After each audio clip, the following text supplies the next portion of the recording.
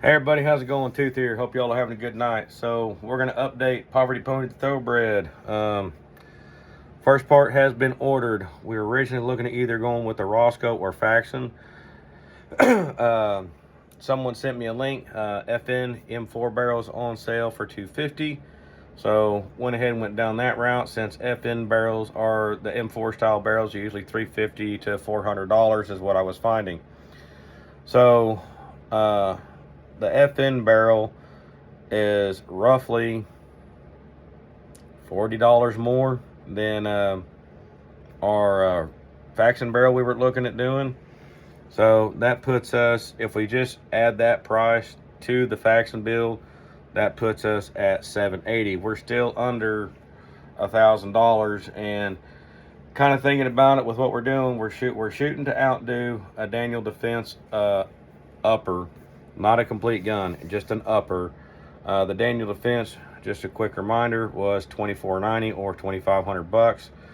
So I figured, and that's just the gun, no optics, just out of the box. So I figured going that route, maybe we'll do some more upgrades to the gun. Looking at changing the the handguard on it, and so kind of been looking at the BCM duty lineup. And then, so that's where we're at on the Poverty Pony. And I was watching some videos and stuff because I was reminiscing about putting AR-10s and stuff together for people and doing mine, and kind of doing mine compared to what I seen. I went through watching several videos. The Ruger S-FAR was one I was watching. It's for $900 to buy that gun. And looking at the PSA for AR-10, like the Saber lineup is like almost $2,000, if I'm not mistaken. There was a couple of other ones, but the cheapest one I found was like the Ruger S-FAR, around $900. And watching the videos and those guys talking about it, man, there was a lot of work. They buy those guns and they just having to go through and do a lot of work to it on the Poverty Pony thing. Ejection issues, extraction issues, failure to feed issues. They was having to go through and do tuning work, doing this, and actually having to drill barrels, drill the gas ports and change gas blocks, and quite a bit of other stuff that really, if you don't have the stuff to do it, it gets expensive. And kind of watching that one guy, he says, I paid $900 for this gun. Buying the gun, all the work I've had to do to it, he's got $1,500 in his gun, I think is what he said, or close to it. So kind of going off the Poverty Pony thing, my AR-10 kind of gave you a rough example, but no, this wasn't a Poverty Pony bought and brought in. This is parts that were laying around, to be 100% honest with you. I don't know what the deal was, but there's a couple people that bought parts, and I guess they were buying kits. So I don't know what the deal was. Either they were buying the kit to get mostly what they wanted, or they had to go buy another kit to get one part that they couldn't get individually. I don't know. So we're man, I just kind of figured I'd throw this up there. This is one I built. This, if you go back and you look at some of the other videos, this is a sub MOA gun on the average, depending on how I'm shooting that day. But we do have videos of us talking about point of impact shift. Excuse me. And we're showing targets, we're showing our groupings and everything like that. It's been my experience, to get a gun that shoots as good as this one, I have seen people dump bukus of money into a gun, out of the box gun, to $3,000, $4,000 to get groups like I get out of this. I've actually shot a Knight's Armament at one point in time, playing out of the range with the DMR guys that we used to support, and I was still getting better groups out of this gun than I was their gun. I'm not saying this one's better, but I've just had better luck with this gun. So that's it. One thing I do want to touch on before we kind of go into this build sheet, this build, when you're ordering your upper and your lower on the AR-10s, These are not mil spec. AR-15s are mil spec. Basically what that means for the AR-15s, everything's cut the same, everything's drilled the same, everything's milled the same. AR-10s are not. For the most part, I haven't had an issue with it. This is the second one I've put together and wound up with the exact same issue.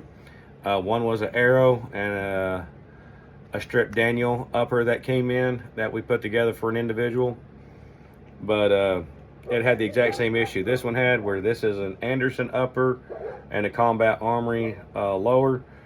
Poverty, out of the poverty category, but uppers and lowers are uppers and lowers. I don't really see a big difference in them. The only thing I can say is make sure you get your upper and your lower from the same manufacturer. You won't be able to see it on here, but right here it just drives me nuts. On the LR308 there's a gap right there, but it just drives me freaking nuts, that gap's there. It is not affecting the operation of the weapon system at all. And the other thing, I said I had less than $1,500 in this gun, including optic and all, which is true, but a lie to you. If you were to go buy the parts and build this gun, you're not going to be able to get everything on there for 15 bucks, for 1,500 bucks. Definitely not 1,500. So I just kind of went through and just kind of started putting everything together and adding it up. So we'll go with a component, how much it cost, who made it. The muzzle brake, just over 100 bucks. OSS Huxworth. That was not the original muzzle device that was on this gun when it was put together. It had an A2 flash hider originally.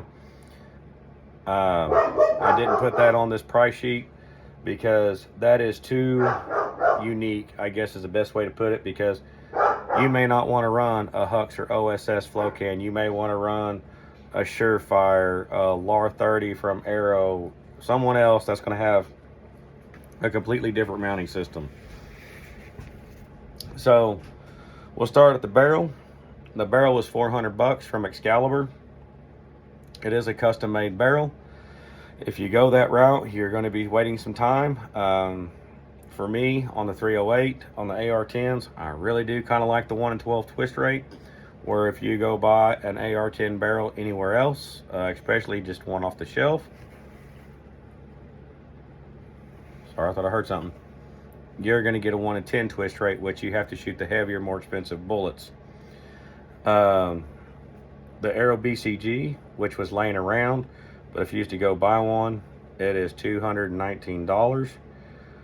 The Atlas handguard was another component we had laying around, was $184, and I do not know how I got a B5 stock in just laying around here, but I did. They go for 95 bucks.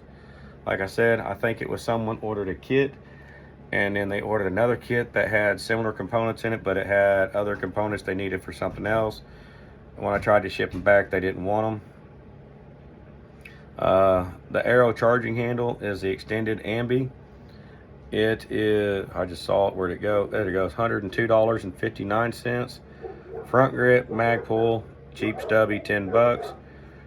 Pistol grip, 15 bucks. Mag pull, those were just parts that came off of gun shop shelves.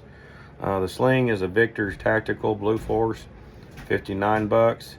The parts kit, which was the lower and the upper parts kit all together, and I believe it was from Arrow, and it also came with the A2 flash hider. That was 100 bucks. The stripped lower was 100 bucks. The stripped upper was 120 bucks.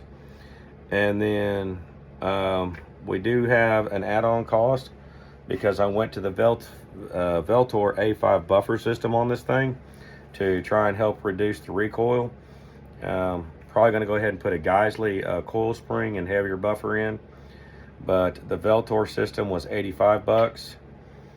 And then the gas block and gas tube off a gun shop shelf, 20 bucks. That brought my total build to $1,509.59. So not counting the optic, not counting the muzzle brake, that $1,509 is what it would cost to build this gun, which, like I said, kind of going back and looking at some of the AR-10 Poverty Ponies, the cheaper PSA ones. A lot of guys were having failure to feed, failure to extract issues, a lot of short stroking. The Ruger S-Far had a lot of the same thing. It had to have a lot of work done to it. So on the AR-10s right now, I mean, to get one that shoots this good, like I said, you're going to spend $3,000 plus. What I highly recommend if you're going to go this route is nickel and dime it together, buy a piece here, piece there, just like we're doing with the Poverty Pony. But yeah, if we done a Poverty Pony build with like a PSA or a Ruger S-Far, that one would real quick would turn into a $2,000 to $3,000 gun to get what we got going right here. Maybe there've been some parts in there we could use, like we're kind of talking about doing with the Poverty Pony. I don't know. I haven't shot a Ruger S-Far. I don't really know what was causing these guys on these videos to have a lot of failure to extract or short strokings. I know one guy that really went into his is he had to change his gas block, put a high dollar adjustable gas block in it, had to drill out his gas port on his barrel, changed out his buffer system. He wound up putting the Veltor A5 system on there. So, I mean, he wound up having pretty much a $1,500 gun and still getting 2-inch groups, where I'm getting, for the most part, with the right ammo, I can get a 1/2 inch or smaller. M80 ball, I'm doing 1 inch or smaller at 100 yards. So, hope this all helps. If you got any questions, if you're interested in really wanting to build one of these or walk down that rabbit hole, holler at me. There's other parts that can be put on that are cheaper, that'll get you going down the road. I mean, that's what I got. I'm really starting to think, by looking at a lot of things, a lot of these names, just because somebody puts a name on something, they think they can charge buku money. And like I said, the AR-10 that I've got sitting right here is proving that wrong. We're over 4,000 rounds into this gun in 1 year. And that's where I'm coming up with the money to build this, because I'm not shooting this right now. Saving money. Dollar round gets expensive, trust me. Especially when you don't realize you're doing it. So, but anyway, I think that's kind of where I'm going with this whole Poverty Pony thing is, you don't have to spend a bunch of money to get a really good gun. I know a lot of people out there bashing a lot of these Poverty Pony guns. My AR-10, I mean, if you look at a price point, it's a Poverty Pony. But hey, right now I'll put it up against a Knight's Armament. They shoot their ammo, I shoot my ammo. We'll see how it goes.